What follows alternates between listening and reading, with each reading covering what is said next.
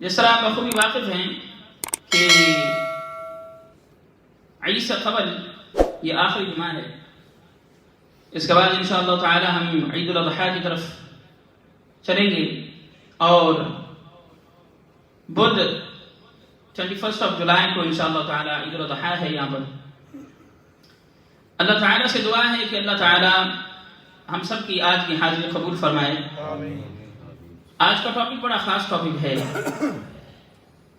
میرا بڑا دل تھا کہ کیونکہ گزشتہ کئی سالوں سے میں فضائل مدینہ پر گفتگو کرتا ہوں، آج جب میں تیاری کر رہا تھا تو ایک کتاب میرے ہاتھ لگی، اور وہاں پر بیت اللہ شریف کے بارے میں، کعبۃ اللہ کے بارے میں، مکہ معظمہ کے بارے میں ایسے خوبصورت باتیں تھیں، تو میں نے سوچا کہ کیونکہ میں پاسٹ میں 3-4 جمعے مدینہ شریف پر پڑھا چکا ہوں، اور دل تو یہ کرتا ہے کہ مدینے کی بات ہی ہوتی رہے، سبحان اللہ، تو میں نے سوچا کہ کیوں نہ تھوڑی نئی معلومات آپ تک پہنچائی جائے، یا تھوڑی ڈیفرنٹ کر کے پہنچائی جائے۔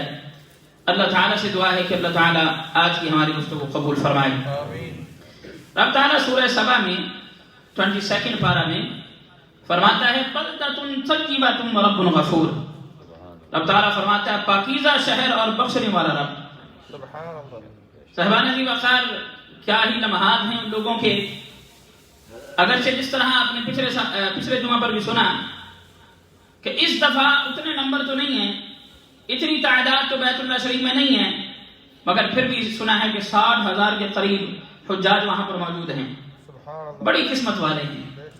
اللہ تعالیٰ آپ کو اور ہمیں اور سننے والے سب کو بار بار حج بیت اللہ کی سعادت نصیب فرمائے، بار بار عمرہ شریف کی سعادت نصیب فرمائے۔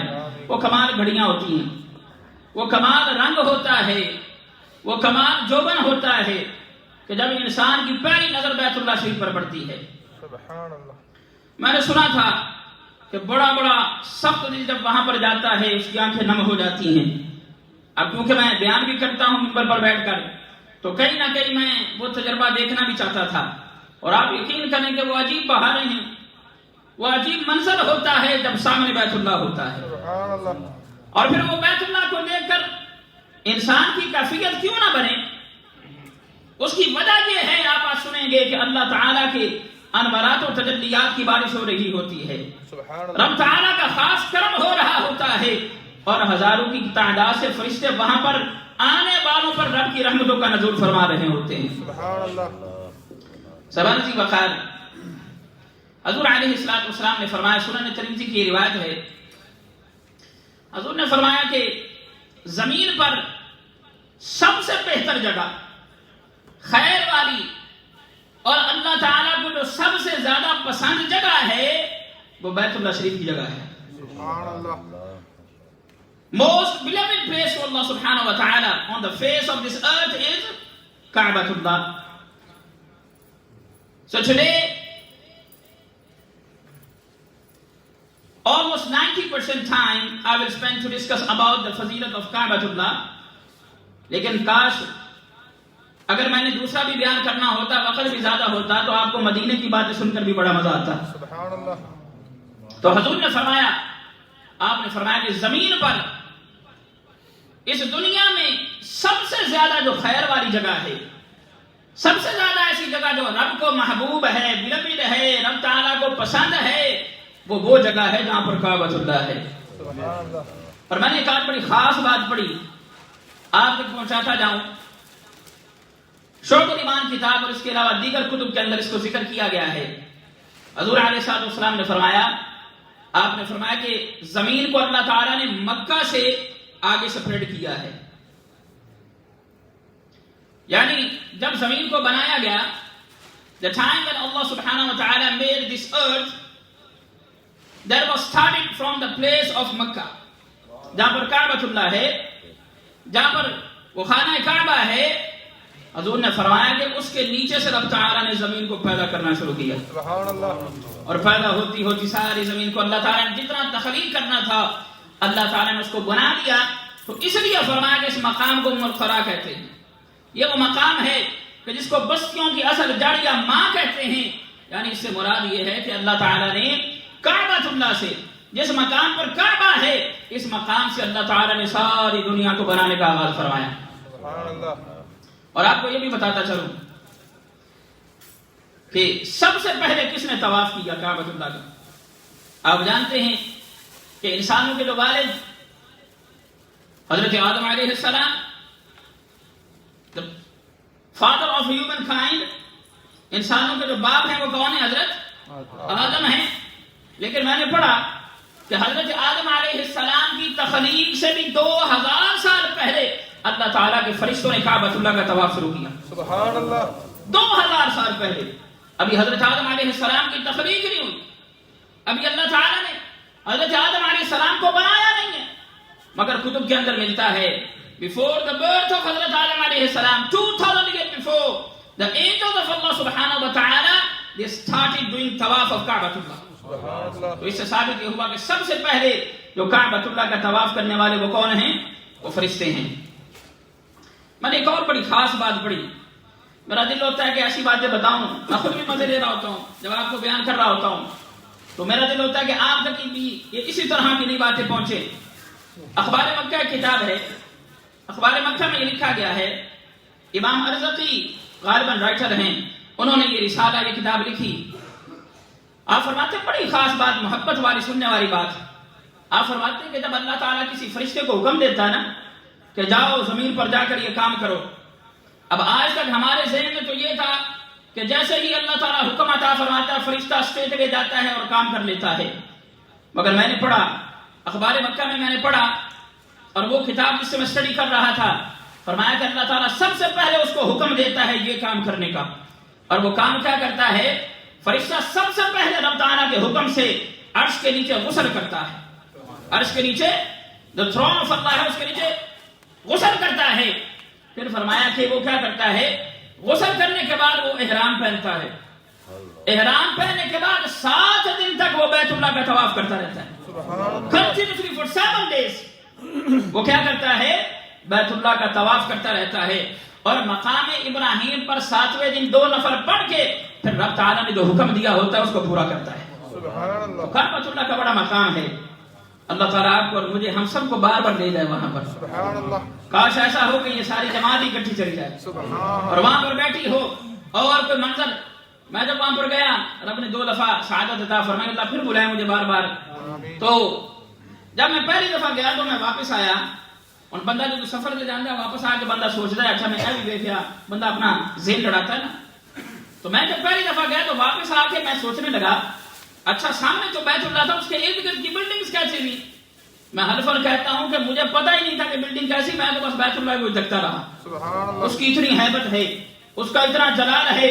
یہ جلال بیت اللہ کا ہے، اس محمد کا کیا جلال ہوگا جس کی یہاں پر برتھ ہوئی ہے. سبحان اللہ. اور ان صحابہ کا کیا جلال ہوگا. اور یہ بات ذہن میں رکھیں، آج جو مسلمانوں کی پٹائی ہو رہی ہے اللہ تعالیٰ نے مسلمانوں کو جلال دیا ہوا ہے. اللہ تعالیٰ نے مسلمانوں کو روب دیا ہے، ہیبت ہے، ان کی وحشت ہے. لیکن جو ہماری پٹائی ہو رہی وہ اس لیے کہ ہم اپنے رستے سے ہٹ گئے. اگر ہم اپنے رستے سے، قرآن میں رب تعالیٰ فرماتا ہے، رب تعالیٰ فرماتا ہے کہ سیدھے رہو گے تو ان لوگوں کے دلوں میں تمہارا روب ڈال دوں گا، اور اگر سیدھے نہیں رہو گے تو تم بزدل ہو جاؤ گے. تو اس پر مزید میں گفتگو نہیں کرتا. اللہ تعالیٰ ہم سب کو ہمیشہ سیدھا رہنے کی توفیق عطا فرمائے.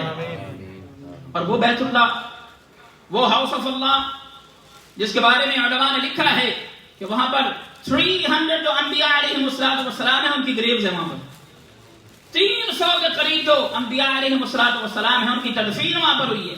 وہاں پر ان کا برجر ہوا ہے. تو یہ مقام ہے جو اللہ تعالیٰ نے ان کو عطا فرمایا بیت اللہ کو. اور پھر معجم الاوسط میں امام طبرانی رحمۃ اللہ تعالیٰ فرماتے ہیں، آپ فرماتے ہیں روئے زمین میں کوئی ایسی جگہ نہیں کہ جہاں پر ایسا ہوتا ہو. فرمایا کہ تم ایک نیکی بیت اللہ میں کرو، اللہ تعالیٰ 1000 نیکیوں کا ثواب عطا فرماتا ہے تمہیں. سبحان اللہ.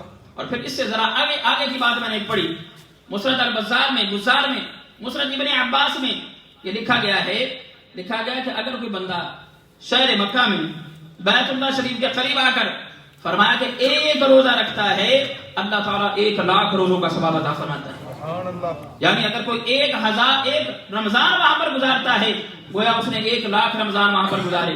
1 درہم صدقہ کرتا ہے 1,00,000 درہم کا ثواب ملتا ہے. 1 قرآن پڑھتا ہے بیت اللہ میں ایک قرآن پڑھ رہا ہے، رب تعالیٰ اس کو 1,00,000 قرآن کا ثواب عطا فرما رہا ہے. اور اسی طرح اگر کوئی بندہ ایک تسبیح بیان کرتا ہے، اللہ تعالیٰ اس کو 1,00,000 تسبیحات کا ثواب عطا فرما رہا ہے. اور اگلی حدیث بڑی کام کی ہے. عارف صاحب نے ہاتھ لانا ذرا آن ہو جائے، میری کلاک ہے.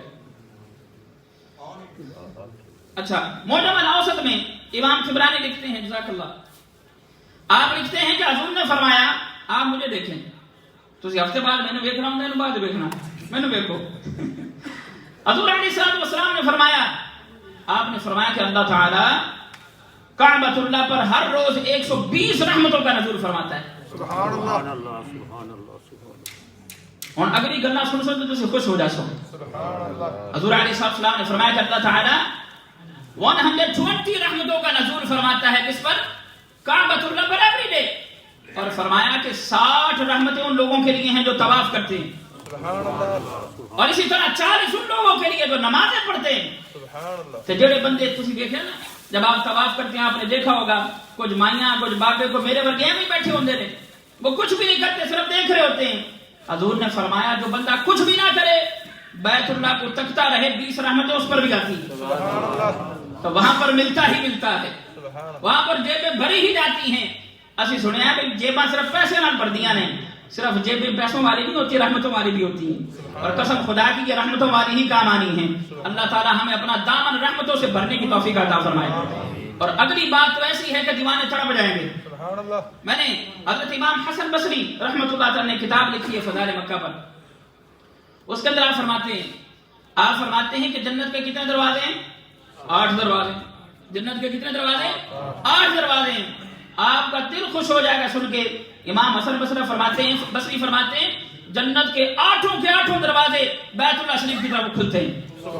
اور فرمایا کہ پہلا دروازہ کعبہ کی طرف کھلتا ہے، دوسرا دروازہ میزاب رحمت کی طرف، تیسرا رکن یمانی، پھر رکن اسود، پھر مقام ابراہیم، پھر زمزم شریف اور صفا اور مروہ کی طرف باقی دروازے کھلتے ہیں. اللہ تعالیٰ نے یہ مقام جو ہے وہ بیت اللہ شریف کو عطا فرمایا ہے. اللہ تعالیٰ ہم سب کو بار بار وہاں جانے کی توفیق عطا فرمائے.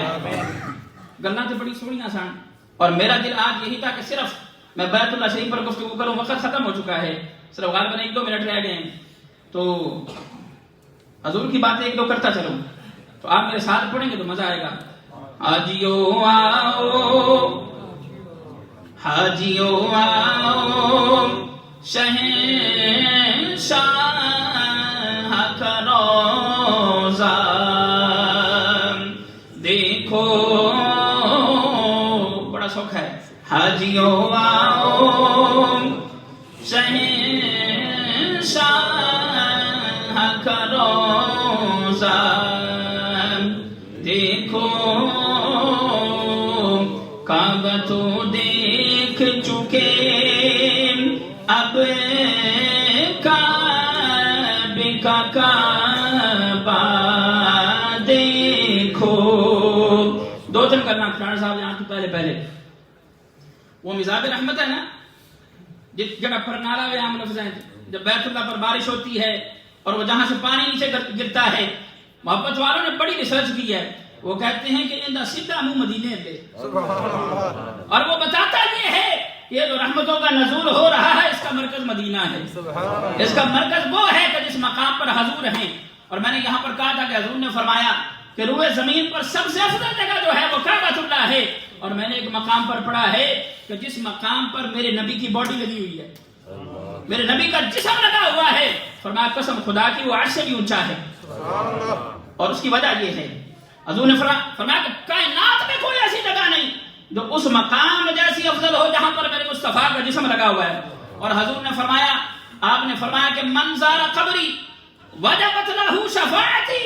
حضور نے فرمایا جڑا میرا مدینہ دیکھے اون دی انٹرسیشن، شفاعت کرنا، بخشش کروانا میرے ذمہ آ گیا. اور پھر اگلی بات حضور نے فرمایا من حج البیت فزار قبری بعد وفاتی فکأنما زارنی فی حیاتی. یہ تواڈے میرے لیے گل ہے. حضور نے فرمایا کہ جس نے حج کیا، حج کرنے کے بعد میری طرف مدینے میں آ گیا اور میرے سے ملاقات کی، میری قبر کو دیکھ لیا، فرمایا انہیں ان کی کیتا جی میں میرے میری حیاتی کسی نے کیتا اللہ اللہ تعالیٰ ہمیں بار بار مدینہ دیکھنے کی توفیق عطا فرمائے. آمین. باتیں بڑی تھیں مگر 20 منٹ ہوتا ہے، 20 منٹ ہوتے ہیں، یہ بڑے کم ہوتے ہیں، اس میں کھل کے بندہ بول نہیں سکتا اور ٹائم کا دھیان رکھنا ہوتا ہے. اللہ تعالیٰ ہمیں بار بار وہ خوبصورت جگہ دیکھنے کی توفیق عطا فرمائے. وآخر دعوانا الحمدللہ رب العالمین. آمین.